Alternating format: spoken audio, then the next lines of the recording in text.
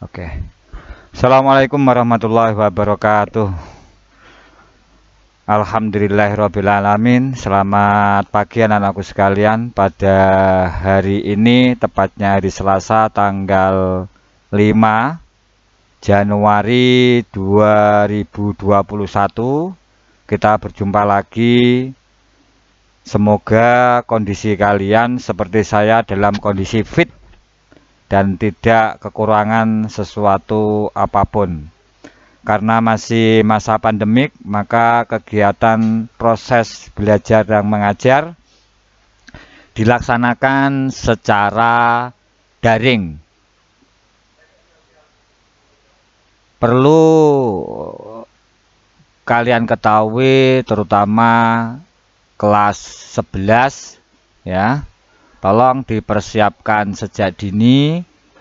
Di samping menjaga kesehatan, kalian banyak di rumah, tolong berkreasi, sehingga nanti begitu kalian sudah kelas 12 atau kelas 3, maka tinggal melampirkan.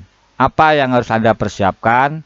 Yaitu prestasi-prestasi yang mungkin bisa kalian lakukan. Contohnya yaitu membuat cerpen, membuat puisi, membuat sesuatu hal yang bermanfaat, sehingga dari situ nanti kalau kalian sudah kelas 12, berkas-berkas atau sertifikat tinggal dilampirkan saja. Itu di awal ini saya akan menyapa kalian dengan materi polinominal. Nah, ini materi polinominal adalah materi dasar yang akan saya sampaikan pada hari ini, di mana materi dasar tersebut akan kita sampaikan satu semester. Ya, satu semester. Nanti materi polinomial, kemudian pengertian, bagaimana cara menjawab soal-soal, dan lain sebagainya. Oke anak-anakku sekalian, materi yang pertama yaitu materi polinomial ya. Kita akan langsung menuju ke tujuan pembelajaran. Tujuan pembelajaran yang akan kita capai yaitu yang pertama, menjelaskan algoritma pembagian suku banyak.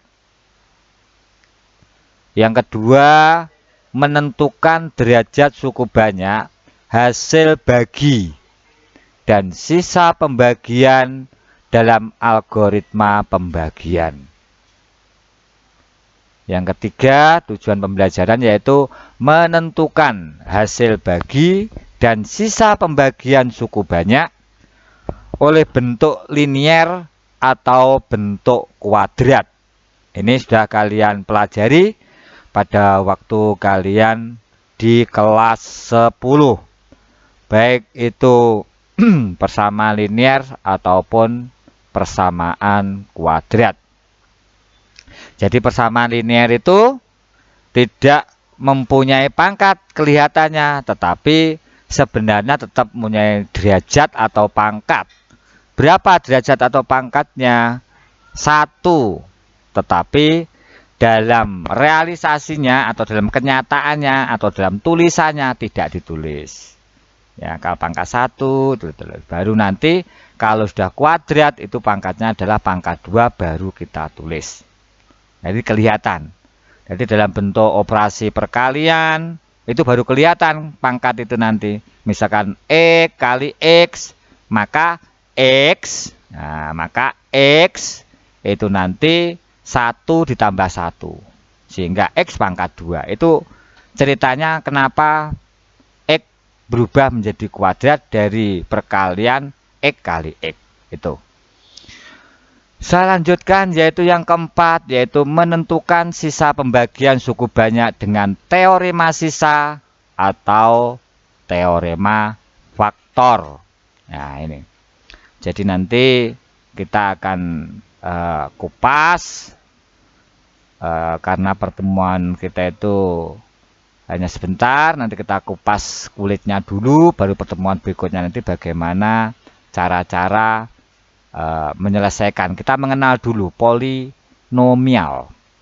Selanjutnya, pengertian polinomial dan operasinya. Kolah kamar mandi. Nah, Andi berbentuk balok. Dengan panjang kolah adalah 2 desimeter. Lebih dari lebarnya. Sedangkan tinggi 1 desimeter. Lebih dari lebarnya. Jika kolah tersebut diisi air hingga penuh, berapa volume air yang mampu ditampung adalah 120 liter. Pertanyaannya, bagaimana model matematika? Nah ini, kalau di kelas 10, kita kalau berkaitan dengan model matematika, maka berkaitan dengan program linier. Ada kalimat linier, maka kalau kita mencari grafiknya atau model matematikanya, itu adalah berderajat atau berpangkat 1. Nah, bagaimana cara penyelesaiannya? Misalnya X. X itu adalah lebar kolah. Dan Fx itu adalah volumenya. Sehingga panjang sama dengan X plus 2. Dan tinggi sama dengan X plus 1. Volume sama dengan panjang kali lebar kali tinggi. Sehingga volumenya sama dengan X plus 2 kali X kali X plus 2. Sehingga dari hasil perkalian itu sama dengan X pangkat 3 plus 3X kuadrat plus 2X.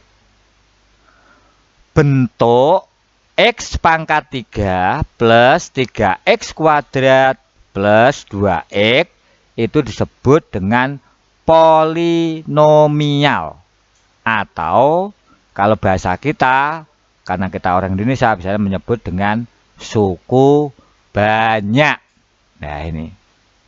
Mungkin kalian banyak yang bertanya, loh Pak, ini kok tiba-tiba ada X pangkat 3, ada X pangkat 2, kemudian X nggak ada pangkatnya. Ini pangkatnya 1 sebenarnya.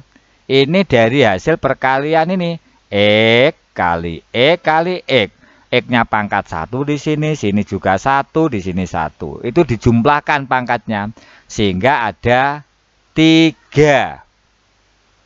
Nah, pangkatnya ada 3. Dari situ. Jadi, pangkat-pangkat itu nanti kalau dijumlahkan, maka dari 1, ini kan tidak ditulis ini, nggak kelihatan. Maka di sini 1, di sini 1, di sini juga 1. Sehingga 1 tambah 1 tambah 1 sama dengan 3. Nah, derajat, pertanyaan selanjutnya, derajat tertinggi pada persamaan tersebut berapa? Nah, kalau ditanyakan derajat tertingginya adalah angkanya 3. Itu derajat yang tertinggi. Kemudian derajat yang 2 atau derajat 2 itu koefisiennya berapa? Nah, kalau ditanyakan koefisiennya, berarti koefisiennya adalah 3. Variabelnya X sama ini. X. Kalau variabelnya ditanyakan. Jadi ini koefisien. Kalau koefisiennya derajat 3 atau pangkat 3 itu adalah 1. Di sini nggak ditulis. Tetapi kalau yang di sini, koefisiennya derajat 1 berapa? Koefisien. Itu adalah 2. Jadi kalian harus bisa membedakan mana itu koefisien, mana itu variabel, dan mana itu derajat. Kalau yang di depan sendiri itu koefisiennya adalah 1. Variabelnya apa? X. Derajatnya berapa? Tertinggi 3. Koefisien yang kedua berapa ini? 3. Variabelnya X, sedangkan derajatnya adalah 2. Sedangkan yang ketiga maksud saya, itu adalah koefisiennya 2, variabelnya X, dan derajatnya adalah 1. Itu anak-anakku sekalian, ya. Yang perlu saya sampaikan pada kesempatan pagi hari ini, ada beberapa latihan atau tugas yang harus kamu selesaikan 5 soal.